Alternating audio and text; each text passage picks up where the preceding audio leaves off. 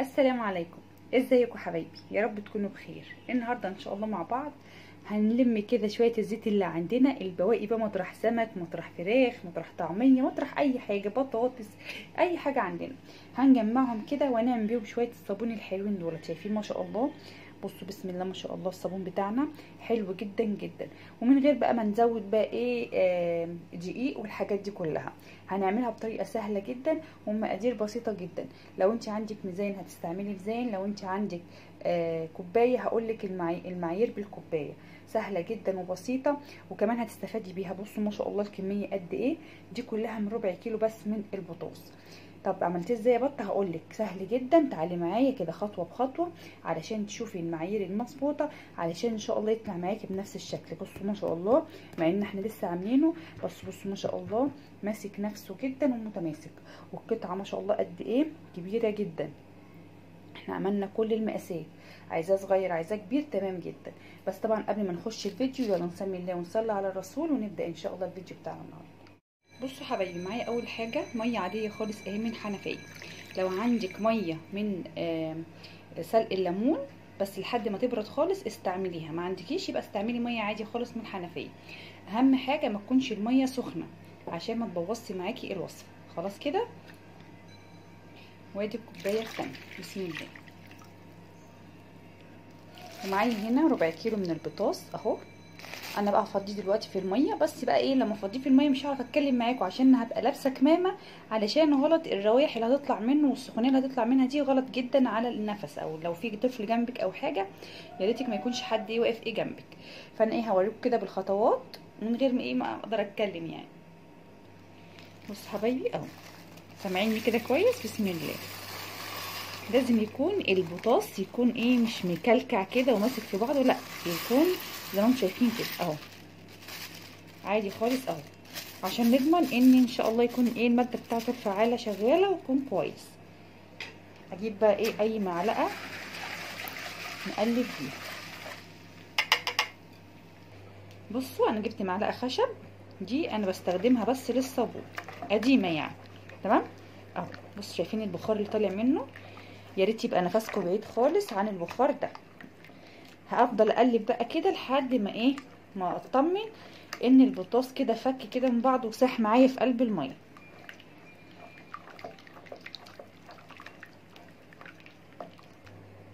دلوقتي بقى انت لو لمستي الطبق اللي انت عملتي فيه هتلاقيه سخن جدا جدا من البطاطس.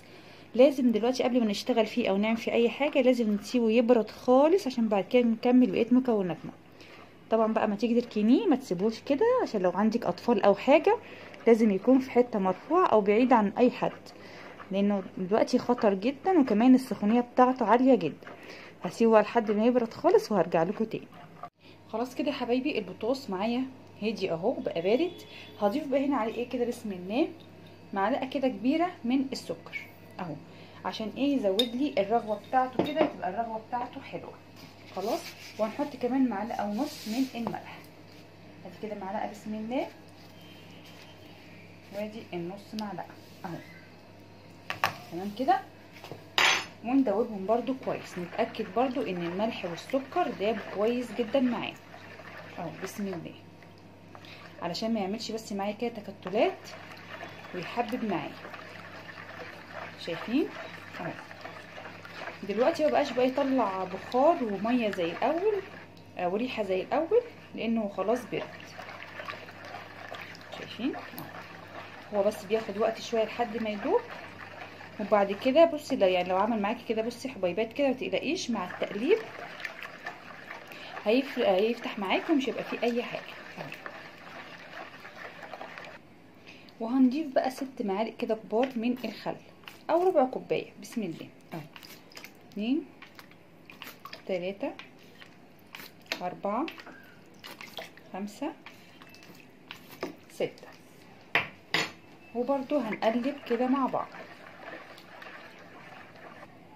وبما اننا ما عملناش ميه بليمون فاحنا هنضيف كده عليه كده عصير كده 3 ليمونات كده كبار اهو. بص لو في بذره ولا حاجه وقعت معايا هنشيلها ان شاء الله. نعصر كده. طب لو احنا عملنا بقى بميه الليمون خلاص يبقى مش لازم تضيفي ليمون، استكفي بس بميه الليمون او ميه برتقان، قشر برتقان يعني، او قشر يوسفي استفندي اهو كده. ايه ليمونتين اهم كبار. بسم الله. وادي الليمونه الثالثه. بسم الله. البذر بقى اللي معانا اللي وقع ده نشيله عشان ايه ما يكلكعش معانا في قلب الوصفه اهو. فانتي بقى لو عندك اي ليمون مثلا بايظ دبلان قشر ليمون وتركنيه في الفريزر وتيجي مثلا تستخدمين حاجه زي كده بيبقى برضو حلو جدا بينفع. ما عندكيش يبقى استخدمي بقى ايه زي ما احنا ما عملنا كده ميه عادي خالص من الحنفيه تمام. ونضيف بقى ايه عليهم الثلاث ليمونات اللي احنا ايه حطيناهم دولت. شيل بس كده البذر اللي وقع كده مننا اهو بس كده. وبرده ندوب. اهم حاجه يا جماعه التقليب، هو مش متعب خالص، هو بس مشكلته ان انت بس ايه كل شويه بتقلبي كده. وطبعا التقليب مش صعب اهو. لو عندك بقى هاند بلندر او مثلا عندك مثلا خلاط بس يكون مثلا قديم مستغنيه عنه او حاجه ممكن تعملي الخطوات دي كده فيها. ما عندكيش يبقى خلاص زي ما بالمعلقه كده عادي خالص وبنشتغل كده سهله جدا يعني مش بسيطه ومش متعبه. بنفس بقى الكوبايه اللي احنا عايرنا بيها الميه عايرت كده ايه 3 مجات برضو من الزيت اللي هو المستعمل اللي احنا بنرميه، عايرت كده بيهم 8 مجات اهو. بسم الله. صفيته طبعا كده عشان ايه اي رواسب او حاجه او تكتلات فيه ما تبقاش موجوده اهو. بصوا بس انا عايزه ايه الاضاءه بس مش مبينه، عايزه انور لكم كده ايوه كده بس كده اهو. شفتوا المج اللي احنا كنا بنعاير بيه الميه اللي هو ده عايرت بيه 8 مجات منه من الزيت المستعمل. طب ما عنديش زيت مستعمل عندي زيت نضيف عادي برضو استخدميه اهو. بس هو بياخد وقت شويه بس في التقليب لما يكون الزيت مش يعني مش مهدرج او مش مستعمل بياخد وقت شويه في التقليب اهو. جينا بقى هنا بقى في اهم مرحله التقليب. هنا بقى لازم تقليب كتير اهو. يعني مثلا نفضل كده اقلب كده شويه تعبت اسيبه شويه كده واروح اعمل اي حاجه اريح شويه انزل اجيب حاجه من تحت واطلع مش عارفه ايه يعني خارجه داخله كده عليه واقلب شويه واسيبه اقلب شويه واسيبه اهو. بصوا بكل سهوله سهل جدا اهو. بصوا حبايبي بصوا قوامه تقيل ازاي ما اخدش دقيقتين 3 اهو. سهل جدا جدا. استنى كده شويه واخش اقلب ايه في كده دقيقتين واسيبه شويه اهو. شايفين سهل ازاي؟ بصوا بقى عامل كده زي صوص الكراميل شايفين اهو. طيب دلوقتي ممكن نعمل ايه؟ ممكن نستخدمه على كده عادي خالص، بس انا بقى ايه حابه برضو اعزز الرغوه بتاعته وريحته. فانا عندي هنا كده ايه عندي كده شويه كده من برسيل الجل او لو عندك شويه من الدوني انا كده احط كده شويه كده من الدوني حوالي كده 3-4 معالق وبرضو اقلب اهو. بسم الله اهو. بصوا حبايبي افضل اقلب كده. بصوا قوامه ابتدى برضو يتقل تاني اهو. شايفين بقى لونه فتح كمان ازاي؟ بصوا انا بس الاضاءه كمان مش موضحه كمان اللون يعني هو افتح من كده كمان اهو. ومعايا بقى هنا نص كوبايه نفس الكوبايه برضه بعاير كله بنفس الكوبايه نص كوبايه من البريل اللي هو الجاهز. نعزز بقى الرغوه بقى كده بتاعتنا اهو ونقلب. بسم الله. بصوا البريل كمان هيفتحوا كمان معايا ازاي. نقلب كده كويس. لما بضيف له اي حاجه القوام بتاعه بصوا بيخف ازاي. لكن بقى الاستمراريه في التقليب بيخليه يشكل تاني كده معايا ويتقل معايا. يعني بصوا كده هو سايل خالص ازاي اهو. شايفين واضح قدامكم اهو سايل خالص. من التقليب بقى بتاعنا كده اهو بيرجع يتقل تاني وياخد قوام تاني تقيل. يعني ما تقلقيش يعني مثلا مش تضيفي حاجه تقولي لا ده كده الوصفه باظت معايا ده كده ما ينفعش او حاجه، لا ما تقلقيش خالص اهو. بسم الله. بصوا حبايبي، شايفين قوامه اهو. بصوا ايه رايكم؟ اهو تمام قوي كده. نجيب بقى ايه؟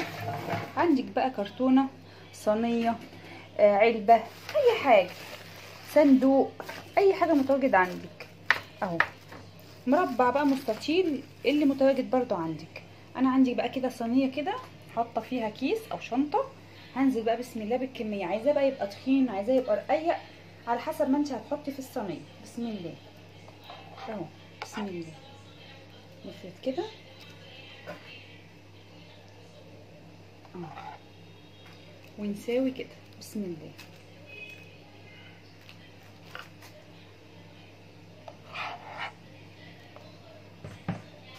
نهز كده الصينيه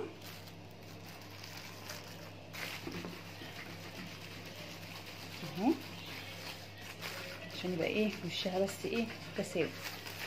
شايفين اهو؟ بصوا شكلها عامل ازاي.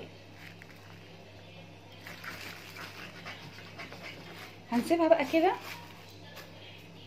فين بقى؟ مش في الشمس، عشان الشمس هيخلي الزيت يتنتر منها، ويبقى الوصفه بتاعتنا كده مش مظبوطه. على بقى ظهر تلاجة، على ظهر فريزر، على مكتب بيكون عالي، المهم يكون بعيد عن الاطفال. تمام كده. واسيبه مثلا ايه 3 4 ساعات، او مثلا لو ساعتين والاقيه مثلا جمد، عشان نعرف نقطعه ونعرف نتحكم فيه كويس. تمام كده اهو، بالشكل اللي انتوا شايفينه ده. شايفين شكله عامل ازاي؟ حلو قوي كده. هركنه بقى وارجع لكم تاني لما يمسك نفسه شويه. بصوا حبايبي، نشف معايا اهو ويمسك نفسه. شايفين؟ هقلبه بقى كده، اشيله كده ايه بالراحه كده من الصينيه كده واقلبه بسم الله اهو. بصوا شلتها من الصينيه اهو. تمام كده. بصوا بقى، كل ما بتقعد كمان كل ما بتفتحها وتنشف اكتر. خلاص. انت طبعا لو بعد مثلا ساعتين 3 ولقيتيها لسه ما مسكتش نفسها كده، عادي خالص، ممكن يكون مثلا في الحر والجو سخن قوي فبتاخد وقت شويه. اهم حاجه تيجي بس تلمسيها اللي انت تعرفي تتعاملي معاها وتبقى ايه سهله بالنسبه لك. هتقسميها بقى كده اهو، تقسيم بقى كبير صغير اللي يناسبك. انا اقطعها كده اهو بسم الله اهو. بس انتوا ما تسيبوهاش تنشف قوي عشان تبقى ايه سهله معاكم في التقطيع اهي بسم الله. شايفين؟ عايزاها بقى ايه كبيره صغيره وسط اللي يناسبك. لو عندك مسطره عايزه بقى انت، لو انت بتطلعيها مثلا اونلاين او حاجه وعايزه تطلعيها بالمسطره، تقيسي يعني وتشوفي المقاس عشان يبقى كله قد بعض. لكن احنا طبعا احنا عاملينها في البيت اهو، فمش لازم يعني. بسم الله. شايفين سهله خالص ازاي؟ عشان ما سبتهاش تنشف زياده عن اللزوم. وزي ما قلت لكم اهم حاجه ما تسيبوهاش في البلكونه، السخونيه بتاعه الشمس هتضرب منها الزيت وتخليها تفصل معاكم، مش تبقى مظبوطه اهو. بسم الله كده جاهز معانا. لا طبعا ما جاهز معانا، لازم نسيبه على الاقل مثلا اسبوعين او 10 ايام لحد ما ينشف خالص والبطاس اللي فيه يطير منه، عشان تقدري تستخدميه وما ياثرش على بشره ايدك. خلاص كده. فانا بقى ايه هرصه كده واسيبه يبرد براحته خالص. وزي ما قلنا مش هنحطه في البلكونه، لا نحطه في حته فيها هواء وفي نفس الوقت تنشفه معانا، يعني ما يكونش برده فيها ميه او حاجه اهو. فكوب كده من بعض واسيبه ينشف براحته خالص، وهوريه لكم ان شاء الله لما ينشف. شايفين يا حبايبي اهو؟ بصوا ما شاء الله القطعه قد ايه، بصوا قد ايه ما شاء الله، قد كف الايد اهو. دي بقى لو جبتيها من بره بقى ما شاء الله هتجيبيها بكام؟ بصوا دي ما شاء الله قد ايه برده كبيره. شايفين؟ بصوا السمك بتاعها قد ايه. طبعا كل ما بيقعد كل ما بيفتح، يعني ما تقلقيش من اللون بتاعه ده، كل ما بيقعد كل ما بيفتح.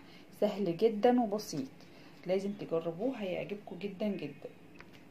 وبكميه ما شاء الله كبيره زي ما انتم شايفين كده، من ربع كيلو بس من البطاطس. وطبعا الزيت اللي احنا بنرميه مش بنستفاد بيه وبنبيعه للناس بره، بنضر بيه ناس تانية. فلا احنا نعمله في قلب البيت نستفاد بيه، ويديكي كمان كميه وفيره جدا، وكمان هيوفر معاكي جدا جدا، من غير بقى ما تزودي بقى اضافات ولا دقيق والكلام ده. دي دلوقتي غالي جدا، فاحنا هنعمله ان شاء الله زي ما احنا شفنا كده من غير دقيق. سهل جدا، جربيه وهيعجبك جدا. هستنى بقى ان شاء الله تعليقاتكم. لو عجبك بقى الوصفه ما تنسونيش بقى اللايك والاشتراك في القناه وتفعيل الجرس. والسلام عليكم ورحمه الله وبركاته.